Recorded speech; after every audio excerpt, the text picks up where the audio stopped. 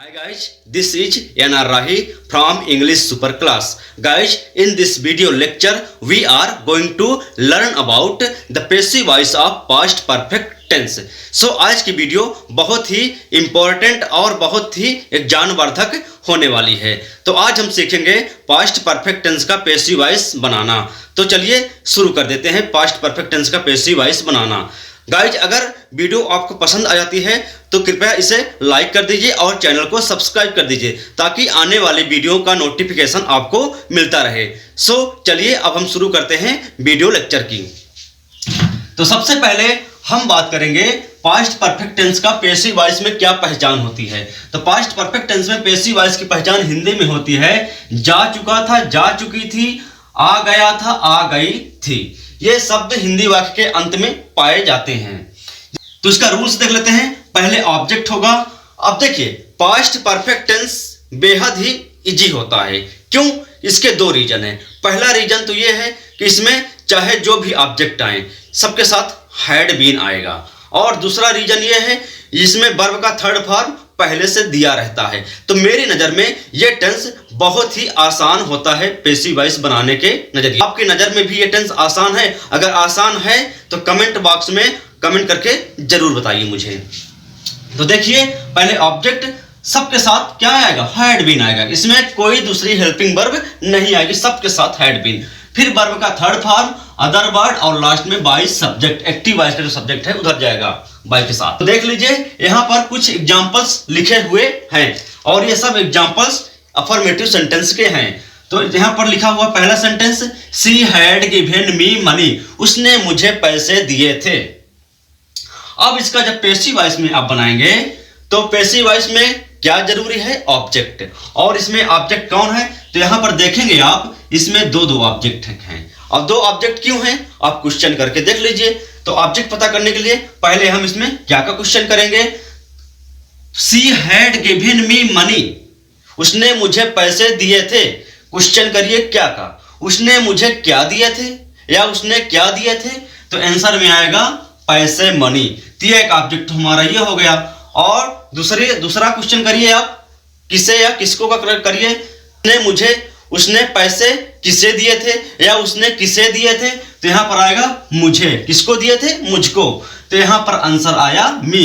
तो मी जो आंसर आएगा ये होता है पर्सनल प्रोनाउन का एक ऑब्जेक्टिव केस है ये। तो मी ये इनडायरेक्ट ऑब्जेक्ट होगा और जो मनी है ये डायरेक्ट ऑब्जेक्ट होगा। मैंने आपको बताया है कि डायरेक्ट ऑब्जेक्ट का मतलब कोई वस्तु आएगी और इनडायरेक्ट ऑब्जेक्ट का मतलब कोई व्यक्ति या पर्सन आएगा। तो चलिए, अब यहां पर सवाल यह है कि मी को आगे करें कि मनी को आगे करें। तो इसमें से हम किसी को भी एक आगे कर सकते हैं। अगर हम मी को आगे करेंगे तो ऐसा हो जाएगा, मी है इधर, इधर आएगा तो क्या बनेगा? आई। अब सबके साथ इसमें हैड बीन लगता है, आंख बंद करके आप हैड बीन लगा दीजिए सबके साथ, आई हैड बीन। उसके बाद वर्ब का थर्ड फॉर्म इसमें दिया है पहले से, गिवन। उसके बाद मनी, फिर सी है उधर जाएगा तो बाई हर। एक तो ये बन गया जिसको आई को हमने आगे किया। अब अगर हम मनी को आगे करते हैं तो ऐसा बनेगा, मनी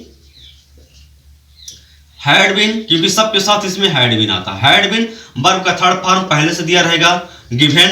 उसके बाद मी है। अब यहां पर मी जब लिखेंगे तो इससे पहले हम क्या कर देंगे? टू मी कर देंगे। Money had been given to me, क्योंकि पर्सनल प्रोनाउन के आगे टू लग जाता है जब ऑब्जेक्ट के रूप में आएगा। तो ये तो टू मी, उसके बाद सी है उधर जाएगा तो बाई हर। तो चॉइस आपके पास है, चाहे इस तरह बनाइए और चाहे इस तरह, दोनों सेम और दोनों का अर्थ जो है एक ही होता है। आई होप ये आपको समझ में आ गया होगा। चलिए अब आगे बढ़ते हैं। You had completed your work, your work ये हमारा ऑब्जेक्ट। अब सबके साथ हेल्पिंग वर्ब क्या आता है? हैड बीन आता है इसमें, हैड बीन। उसके बाद कंप्लीटेड का मतलब जिसमें कंप्लीटेड जो कि कंप्लीट का थर्ड फॉर्म है, कंप्लीटेड जो कि पहले से मौजूद है यहां पर, कंप्लीटेड, और यू है इधर जाएगा तो बाई यू, फुल स्टॉप।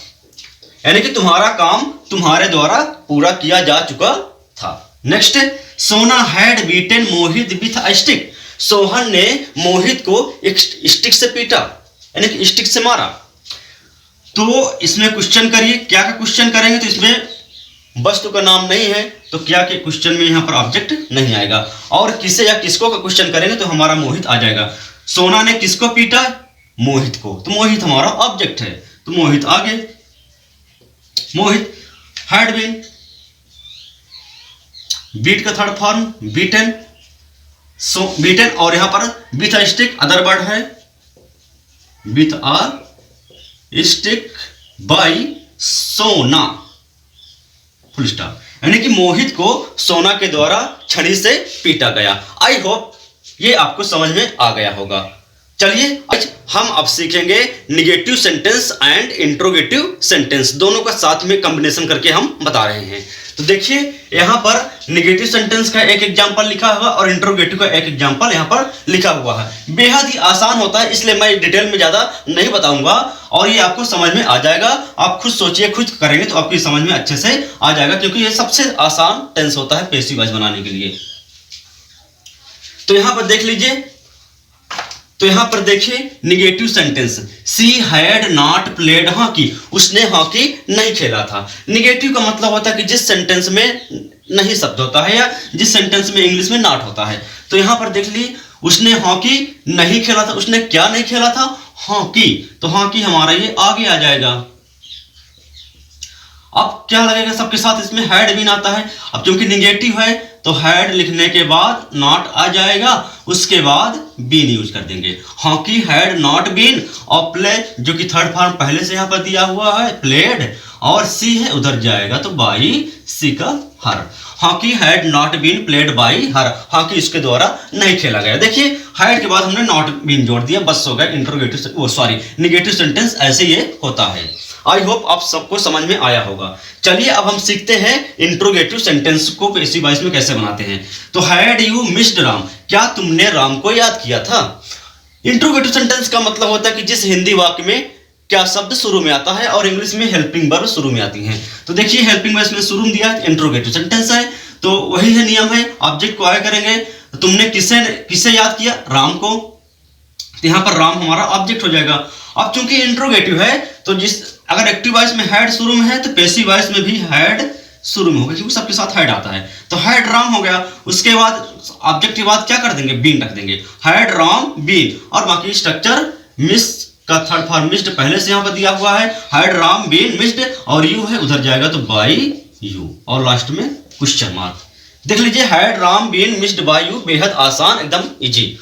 तो आई होप आपको इस समझ में आ गया हो। क्या किया हमने इंट्रोगेटिव में, हैड को शुरू में किया, उसके बाद ऑब्जेक्ट बीन लगा के वर्ब का थर्ड फॉर्म अदर वर्ड, और बाई उधर सब्जेक्ट, बाकी स्ट्रक्चर सेम। चलिए गाइज अब हम सीखते हैं interrogative plus negative sentence and special interrogative sentence banana. Guys हम आ चुके हैं interrogative plus negative and special interrogative sentence लेकर। अब हम इनका बनाएंगे पैसिव वॉइस, तो इसको देखते रहिए, बेहद आसान हो जाएगा आपके लिए। यहां पर देख लीजिए हैड इंट्रोगेटिव प्लस निगेटिव में, had she not spoken English, क्या उसने इंग्लिश नहीं बोला था, या क्या उसने इंग्लिश नहीं बोली थी। तो यहां पर देख लीजिए इंट्रोगेटिव प्लस निगेटिव का मतलब कि हिंदी वाक्य में क्या शब्द शुरू में और नहीं शब्द बीच में, उसी तरह इंग्लिश में हेल्पिंग वर्ब शुरू में और नॉट सेंटेंस के बीच में इंट्रोगेटिव प्लस निगेटिव होता है।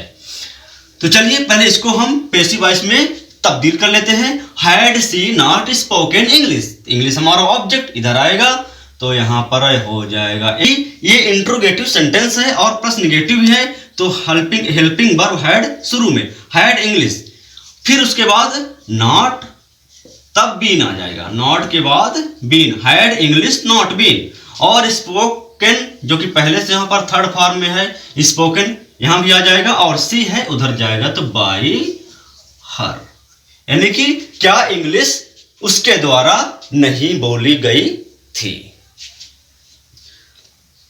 सो गाइज अब हम सीखेंगे स्पेशल इंट्रोगेटिव सेंटेंस को पैसिव वॉइस में बदलना। तो देख लीजिए स्पेशल इंट्रोगेटिव सेंटेंस का मतलब होता है कि हिंदी वाक्य के बीच में कब, कहां, क्यों, कैसे ये शब्द बीच में आते हैं, इनको बोलते हैं प्रश्नवाचक शब्द, इन्हें इंट्रोगेटिव वर्ड्स इंग्लिश में बोलते हैं। तो यहां पर देख लीजिए how had you spent money, तुमने पैसे कैसे खर्च कर दिए, अब यहाँ पर हाउ कहाँ है, शुरू में है, तो पैसिव वॉइस में भी कहाँ होगा, शुरू में होगा। इसको तो आप रख दीजिए। और इसमें भी देख लीजिए, when had he eaten food, उसने खाना कब खाया, इसमें भी व्हेन शुरू में है तो प्रश्नवाचक शब्द इसमें भी शुरू में रहेगा, बाकी सब वैसी तरह होगा। अब देख लीजिए, तुमने पैसे कैसे खर्चे, मनी इधर आएगा तो हैड भी हो जाएगा, हैड मनी, यानी कि हाउ हैड मनी। उसके बाद स्पेंट वर्ब का थर्ड यहाँ पर बीन, और बीन के बाद तब स्पेंट, और यू है उधर जाएगा तो बाई यू का यू ही होता है, यानी कि पैसे तुम्हारे द्वारा कैसे खर्च किए जा चुके थे। Next, when had she eaten food, उसने खाना कब खाया था। सवाल यहाँ पर भी क्वेश्चन वही है, व्हेन शुरू में है, इंट्रोगेटिव वर्ड्स इसको भी शुरू में रखेंगे पैसिव वॉइस में, और फिर फूड को इधर लाएंगे तो उससे पहले हमको हेल्पिंग वर्ब हैड लगाना पड़ेगा। When had food, when had food, उसके बाद क्या हो जाएगा, बीन, बीन, और ईटेन सेम यहां पर आ जाएगा, कॉपी हो जाएगा, और ही है उधर जाएगा तो by him. So guys, I hope आपको ये समझ में आ गया होगा। अगर समझ में नहीं आता है तो कमेंट्स बॉक्स में मुझसे क्वेश्चन कर सकते हैं, जिसका रिप्लाई मैं आपको दूंगा। सो गाइज, आज की वीडियो में फिलहाल इतना ही। अगर वीडियो पसंद आती है तो चैनल को सब्सक्राइब कर दीजिए और वीडियो को लाइक कर दीजिए। चलिए मिलेंगे अब अगले टॉपिक पर।